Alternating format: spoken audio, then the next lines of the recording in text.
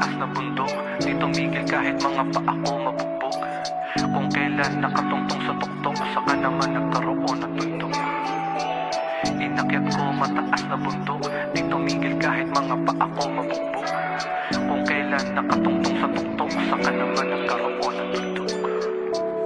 Marami nag-aabang, marami nagtatanong, kailan battle, miss ka na namin mang baon. Bago ko sagutin kung bakit ba ganon, ibalik mo na natin sa dating panahon. Estranghero at Ramon, Yausi at Pajuts, Dado versus Looney. Eto snappy na salut, hanggang sa maligaw kay Eminem pati kay Juice. Binge watch ng grind time pagkagaling ko ng school. Rekta na kagad sa computer shop, panahong di pa uso yung Google Maps. Sinasoundtrap yung freestyle ni Supernat, ako'y nahuli ng rap parang nabubi trap. Hanggang sa mapanood yung Camel Toe versus Datu, brand new, ginanap sa Quantum. Acapella parang Dumbfounded versus Tantrum. Tagalog pa kaya yung dating ay naging times 2. Tinignan ko kung may Facebook sila, gusto ko na malaman kung meant to be ba. Di lang simple na asaran parang be, buti nga inisip lang yung legacy, may A to Z pa. 2010, kalabang ko si Harlem T, B-A-T-T-L-E-R-A-P. Komedyante na rapper parang Michael V. Nagapi ng unang salang pero ice ng G. Ako'y OG parang Obi-Wan Kenobi. Unang TF ko noon kay Daddy Jody, 500 pesos yung inabot kay Toti. Pasimple low-key palihim parang Shinobi. Unang laban ko 17 anyos, nung natalo winning streak na pagtatapos. Paano pa pag yung degree ay nairaos? Rap ang pinili, pinag-isipan ng maayos. Pagbaba ng barko, wala nang doubt. Nilabanan ko kagad si Brian Lau. Imbis na magtik-tik kalawang mamili ng weak na kalaban, ang gusto ko pick na agad bakbakan sa south. Nababad ng gusto, lalong pinahusay. Isang 2x2, tatlong isa buhay. Naihanay ako sa mga tunay, yung bata na nag-solo flight dun sa Malugay. Dumaan ng pandemya, handa pa rin gumera, kaso ba't may hurado na nagpapalitan ng pera? Nag-iba yung sistema, walang tinatalo. Di na ata to yung liga na kilala ko. Fast forward 2022, laban ko kay Senior, ready execute. Yung lugar sobrang grimy, pwede MB shoot. Binuhos ko, walang natira miski na residue.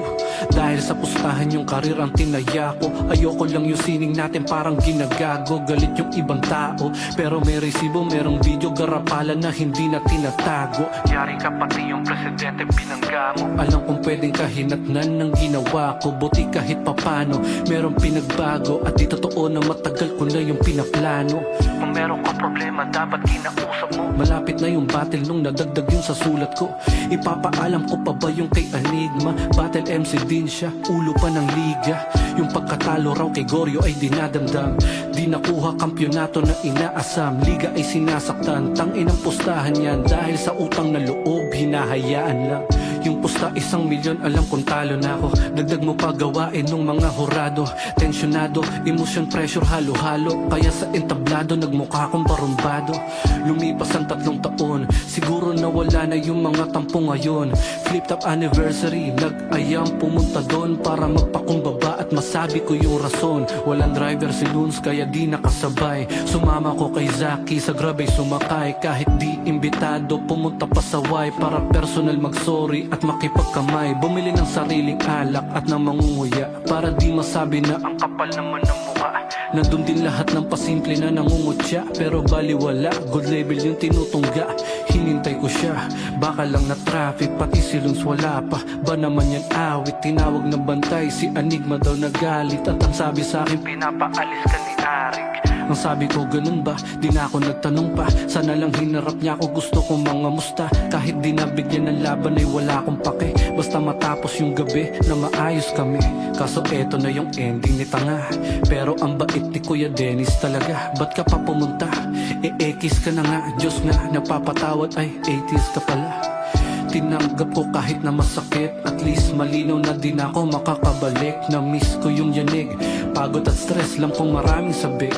Kay Bato sa Apex, but I guess this is the end. Di na kailangan i-call out sa big event. Hinihiling kasi pag bumanat hindi bitin. Pag FT alam mong hindi titipirin, kalaban titirisin. Shout out sa mga bago, hindi pa bulong. Mindanao, Visayas, pati sa